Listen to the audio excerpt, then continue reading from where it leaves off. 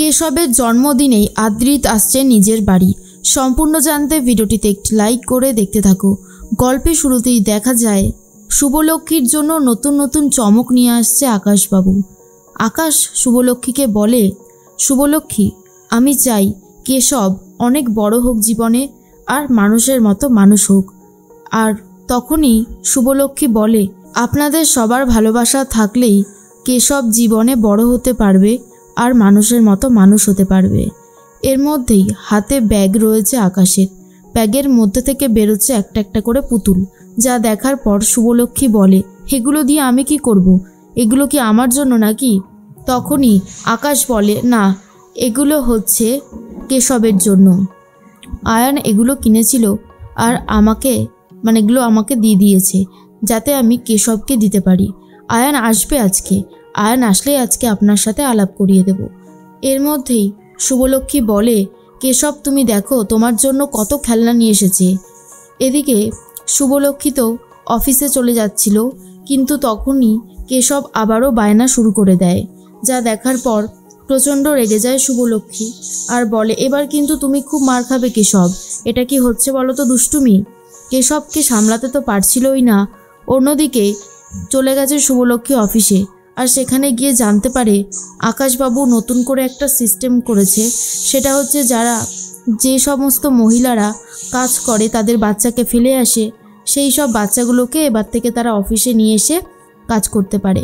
এই ব্যবস্থাটা করেছে আকাশ, যাতে কেশবকে সে তার অফিসে নিয়ে আসতে পারে আর শুভলক্ষ্মী ভালো করে ব্যবসায় মন দিতে পারে। শুভলক্ষ্মী বলে, সত্যি আকাশবাবু, আপনাকে যত দেখছি ততই অবাক হয়ে যাচ্ছি। খুব সুন্দরভাবে আপনি এই বন্দোবস্ত করেছেন, আমার তো শুনেই দারুণ লাগছে। তখনই শুভলক্ষ্মীকে আকাশ বলে, আসলে আমি চাইছি যাতে কেশব খুব সুন্দর করে হেসে খেলে আপনার স্পর্শে বড় হোক। এদিকে দেখা যায় কেশবের জন্য তার দাদু অনেক সুন্দর জামা নিয়ে এসেছে জন্মদিনে পরাবে বলে। আর সেই জামাটা দেখার পরে সেবন্তী বলে, এই রকম সেম টু সেম একটা জামা তো আদিরও ছিল। আজ আদির কথা বড্ড বেশি মনে পড়ে যাচ্ছে। অন্যদিকে দেখা যায় আবার জামা নিয়ে এসেছে পূরবী আর বলে, এই জামাটা কেশব পরবে জন্মদিনে। তখনই পুলক বলে, এটা কি হলো? আমি নিয়ে এসেছি আমার দাদু ভাইয়ের জন্য, এখন আবার তুমিও নিয়ে এসেছো? পূরবী বলে, দাদা, আপনি যেই জামাটা দিয়েছেন সেটা ও সকালে পরবে, আর আমি যেই জামাটা নিয়ে এসেছি সেটাও রাতে পরবে, তাহলেই তো হয়। তখন এই নিয়ে ঝামেলা তো চলতে থাকে। আর অন্যদিকে কেশবের জন্য আরও অনেক কিছু নিয়ে এসেছে আকাশ আর বলে, কেশব দেখো তো তোমার এই বেলুনগুলো পছন্দ হয় কি না? কেশবের তো অনেক পছন্দ হয়েছে। কেশব তো আর ছাড়তেই চাইছে না আকাশবাবুকে। এদিকে আদ্রিতের মনে পড়ে যাচ্ছে কিছু আবছা আবছা স্মৃতি, যেগুলো দিয়ে খুব একটা কিছু জোড়া লাগাতে পারছে না যে তার বাড়িটা অন্তত কোথায়। এর মধ্যে আকাশ একটা ঠিকানা লিখে রেখেছিল শুভলক্ষ্মীর, যেটা দেখতে পেয়ে গেছে আদ্রিত, আর সেই ঠিকানাটাই বারবার করে মনে করতে থাকে। এর মধ্যেই মোহনার হাতে তো একটু কেটে গেছে, সেখানে কোনোভাবেই ট্রিটমেন্ট করেনি মোহনা, তাই আদ্রিত সেই জায়গাটায় ট্রিটমেন্ট করে দেয়। শুভলক্ষ্মীরও অবস্থা খারাপ, তাই শুভলক্ষ্মীর পাশে দাঁড়ায় আকাশ। এদিকে আকাশ দাঁড়িয়েছে শুভলক্ষ্মীর পাশে, অন্যদিকে আদ্রিতের পাশে দাঁড়িয়েছে মোহনা। এর মধ্যেই রাত হয়ে গেছে, আকাশবাবু নিজের বাড়ি ফিরে যাবে। ঠিক তখনই আটকে দিয়েছে কেশব আর বলে, শুভলক্ষ্মী, কি ব্যাপার বলো তো? আঙ্কেলকে বাড়ি যেতে দিতে হবে তো, না হলে আঙ্কেল যাবে কি করে? তার মধ্যেই পূরবী বলে, আপনি ডিনারটা করে যান না। আকাশ বলে, না না, আমার বাড়িতে আমার মা অপেক্ষা করছে, আমাকে বাড়িতে গিয়ে ডিনারটা সারতে হবে। তখন সেবন্তী বলে, মিস্টার সেন, আপনাকে যে কি বলে ধন্যবাদ দেব আমি জানি না। এতগুলো টাকা আপনি আমাদের কাছে পান, কিন্তু একবারও তাগিদ দেননি, একবারও বাজে বিহেভিয়ার করেননি। সত্যিই আমরা আপনার কাছে অনেক ঋণী থাকব। আকাশবাবু বলে, না না, এরকমভাবে বলার কিছু নেই, এই অবস্থা আমারও হতে পারত, তাই এগুলো নিয়ে একদম ডিসকাস না করাই ভালো। বয়াম ভর্তি নাড়ু দিয়ে দেয় আকাশকে। আর শুভলক্ষ্মী বলে, আমাদের বাড়ি থেকে কেউ খালি মুখে যায় না ফেরত, তাতে পরিবারের অকল্যাণ হয়। এইটা আপনি খাবেন, আশা করি ভালো লাগবে। আকাশ বলে, ধন্যবাদ।